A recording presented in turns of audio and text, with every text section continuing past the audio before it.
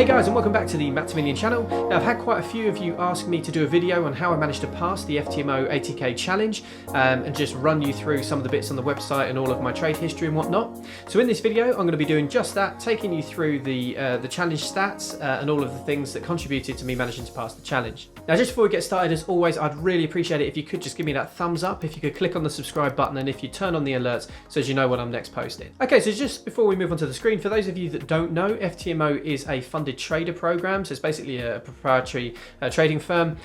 What it is that you do a challenge or a series of challenges, and then they actually give you money to trade with, and you get a profit share of whatever you make, and you're not liable for any losses. But if you do lose more than 10% of your account, they take the account away from you. So you can go onto their site, ftmo.com, and you can have a look at all the different packages. You can trade with accounts anywhere from $10,000 all the way up to $100,000. So I actually went for the 80,000 euro one because at that point in time, I didn't realize that the exchange rate was better on the US dollar.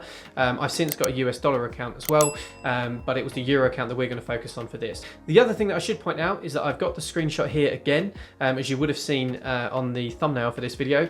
You can see that all of my things have been passed. Since passing, it does actually take the 10 trading day away once you've passed that part of the challenge. So if you see that on the screen, you think, oh, I'm lying. I'm not. It's just simply because it's been a while since I passed that challenge itself, and so they actually, for some reason, they don't keep the 10th day there. They put it back down to 9, so I'm not too sure. But that's just so as you know. Okay, so I'm going to take you through my FTMO platform. I'm going to show you all of the trade history. I'm going to show you some of the key things in the equity simulator just to show why I passed and also what the potential is with the way that I'm trading. And any questions you've got, obviously feel free to pop them in the comments below, and you can also find me on Instagram at Matt2Million. So let's spin around, let's get on the computer, and I'll take you through the trades. Okay, so as you can see, I'm displaying my FTMO dashboard, and this is basically the profit and loss chart, where you can see exactly what happened throughout the course of the challenge. On the left axis is the amount of money, so profit or loss, and then the amount of trades that I've taken to get there. Now, I'm not particularly proud of this challenge pass because I feel that I overtraded massively, and I regret it. Actually looking back on it, I wouldn't say I was lucky to pass, but I could have made it a lot easier on myself. But the key thing that we want to start with here is that the target is on an 80,000 euro challenge, that the profit target is 8,000, right? So it's a 10%, and you've got 1 month. Essentially, you can see here that I did mine in July of 2020, and I had until the end of August. So in 1 month, you've got to make 10%, which is, it's challenging for sure, and the market conditions are going to be there. But the one thing that I wanted to point out here was that, my first few trades, and it shouldn't have been this way, I actually fell into a lot of traps here, and I cut trades way too early because I was scared about the amount I was going to lose.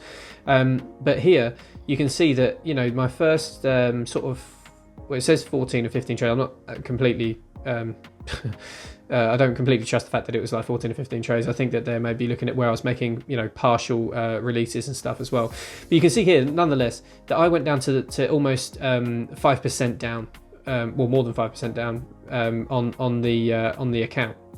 So when you're down here and you're down 4,792 euros on a target where I'm meant to be on 88,000, and so now I've actually got to make up about 13,000, it's a pretty daunting prospect. But my point is that you don't know when you're going to get your losers. Now in my case, I got all the losers in one go and then all of the winners in one go.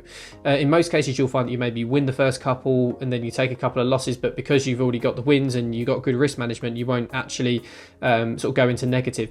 It's actually very, very hard mentally when you're down this much to then turn it around and get it up to here. But my point is that even if you look at FTMO on YouTube and some of the challenges that have been completed, there are quite a few people that actually either go down or go up and then come back down into negative. It's about keeping your patience and about sticking to your plan. So if you don't have a plan, obviously you're screwed. But generally speaking, it's about keeping a calm head and not getting too emotionally involved. For me, I know that, at the end of a week, I'm very, very frayed in the mind.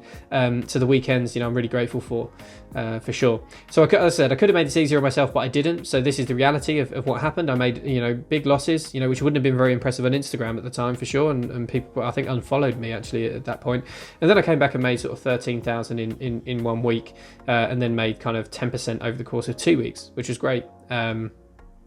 So here you can see, this is what I was talking about just earlier, is that for some reason that they've changed that to 9. Obviously in the screenshot that I showed you, you can obviously see that it's exactly the same max daily loss figure that I got and all the rest of it. But for some reason they put it down to 9. Once you've passed and gone on to the confirmation stage, they changed that. But you can see here that my max daily loss is not particularly good. So the max daily loss on FTMO is basically not just how much you lose in a day, like realized loss, it's actually how much you go down to losing. So for example, if you've got even 1% risk, but you're open 5 trades and they all went down to almost losing, you'd actually fail this parameter.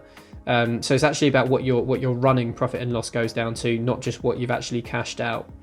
So I was pretty close on that one, and that was mainly due to me being a bit silly and taking not 2% risk on one trade, but I had 2 trades at 1% on the Dow, and that kind of really it was a bum twitch moment on there for sure.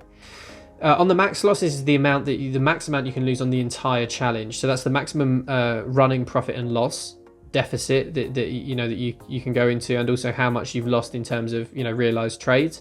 So here it's not too bad. It's about 1,500 quid off. So basically I was 8.5% down. Kind of at the peak. Which obviously not great, but we do factor that in. That's the whole point of stop losses and risk management. And here on my profit target, you can see that I overachieved. So I got 8,771 in the end. Only needed to reach the 8,000. So here you can see that they give you all of these different things, and I think that for people that don't journal, this is actually a very interesting one. And to take a look at how you're doing and actually metrics that you should be looking at. So if you don't use FTMO, then these are metrics that you should maybe put into a spreadsheet or find a way to do it, or however you see fit. So as you can see here, my average profit was €829 versus my average loss of 293. So that gives me an average risk reward of 2.83, so roughly 3 to 1, which for me is an absolute minimum. And in fact, in my opinion, I failed on there. My win rate, as you can see here, so I've won less than half of the trades, but I've still managed to achieve the targets. And this is another lesson. So even looking at this curve, so that means that I've basically, out of 10 trades, let's say 5 of them put me into loss, and then the other 5 put me into huge profit. The reason that my wins are worth more than my losses is obviously good risk management and hopefully picking the right entries and the better trades. But my point is here is that you don't need to be winning 60-70%.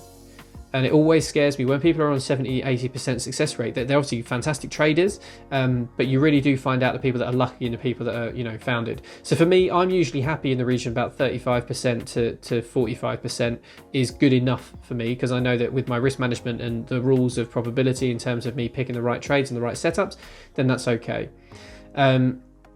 So over here it gives you the daily summary. So you can see here was the day that I panicked, was the day that I realized 3,100 in losses, and then the following the weekend I took a further 500, and then I took a profit. It was a bit shaky, 349, and I think I kind of took it just because I wanted to see a profit in there, because I hadn't actually had one up until that point.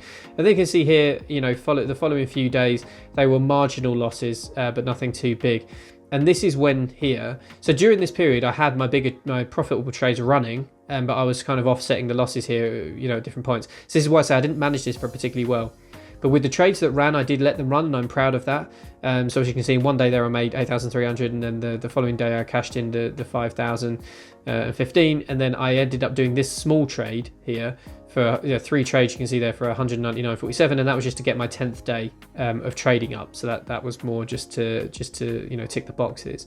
You can see here that it's quite a mix. And now looking back on this, even where are we now in October, so 3 months on, I'm looking at this wincing, to be quite honest with you. It's terrible.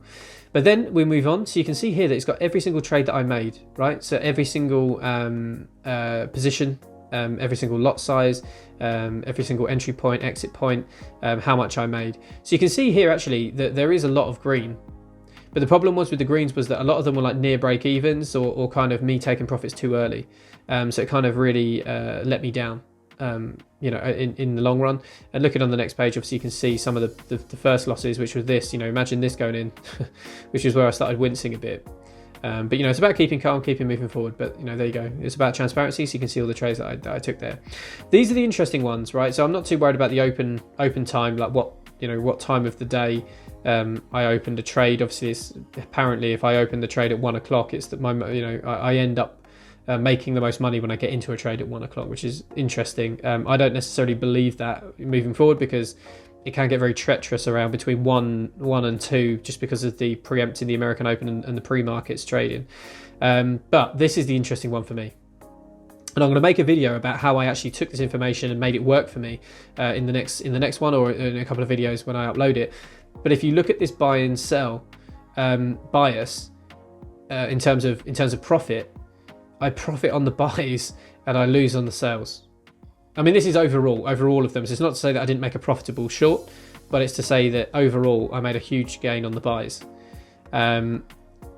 The volumes, I think, are less relevant. I mean, it's showing you sort of the volume sizes and how much you make based on your volume choice. But as you can see here, I mean, here it's saying 3.6 is the sweet spot for me, and I think it is. Because the 30 pip, 25 to 30 pip stop is ideal for me, especially when I'm trading indices, or the FTSE anyway. Which is what you can see here, the UK 100, which is where I made a lot of the money, and also on the Spanish as well. And the reason I do that is because the IBEX really tracks the FTSE pretty accurately, not all the time, and obviously there are a few fundamental differences in the country, but it does make a difference overall. Here you can see I did take a few Forex trades, and gold didn't really do anything for me. The Dow was where I lost, but actually that trade would have been worth about 10,000 profit had I not cut it early, which is just me being stupid, of course. Australian Japanese yen, I think that was one of the last ones I took just to get my 10th trading day. But as you can see here, predominantly I'm better on indices, European indices at that, and the ones that kind of correlate well with each other. So there you go. I mean, that's a rough overview in terms of what I've done. I mean, the things that you can see and what you can do. So if you look at the average risk to reward is 2.83, we can now go onto their equity simulator. So which is a really interesting thing to do, because this is how they balance as to whether you'd be profitable over a period of time. So I was on a 46% win rate here, and my capital was 80,000, and the risk was 8,000 because the maximum risk was 10% of the account, and my risk to reward was 2.83. 100 iterations, just basically, how many trades overall working with these parameters would that work out at, and 5 lines is the 5 different ways that it could turn out. So when you run this, you can see that it's obviously a positive trajectory. So this is from where the 80k starts. You can see that in different events, so basically what it does is it looks at, let's say I had the 5 winning trades first, or let's say I'm winning half and half. If I had 5 winning trades first and then 5 losing trades, obviously the red line is what depicts that, because I just make the biggest amounts of profits and then sort of balance itself out. And then the green line is obviously the pessimist, where I've gone with the 5 losing trades and then goes up. But basically what you want to see is these lines not having too much disparity, because if you have too much disparity, it's very risky, and it's fine probably in the long term if you are going upwards, but it can be a bit tricky. So this isn't ideal. I've done better challenges than this, and better equity curves type thing, but as you can see here, minimum equity is 56,000. It's very unlikely that you get that, because it's just saying that the max consecutive losers based on my trading style could be 8, but the max consecutive winners could be 10. You would hope that you wouldn't get 8 losers on the trot, at least not with, if you let things run and you don't try and cut things early. But average drawdown's 10% of the whole account, max drawdown be 40. So basically what we're looking at is over 100 trades. The max equity you'd be looking at is about 836,000. So obviously making a profit there of pretty much 750 grand ish. And then the maximum drawdown would bring you down to about 56. This was about 24,000 pound. So basically for the risk of 24,000 pound, I could make 750k, $750,000. So that's what we look at, and that's what works. So I hope that's helped. I'm going to swing back now to the chair just to wrap this video up. But if you've got any questions, whack them in the comment section below. Okay, so there we have it, guys. That's how I completed the 80k FTMO with some of the stats. If you do want me to go through some of the trades individually, I absolutely can, and I can run through the analysis for that. But obviously, we've only got limited times on these videos, and I'm sure that the vast majority of you haven't got to this point, and probably clicked off halfway through the video because it was mainly just a screen share.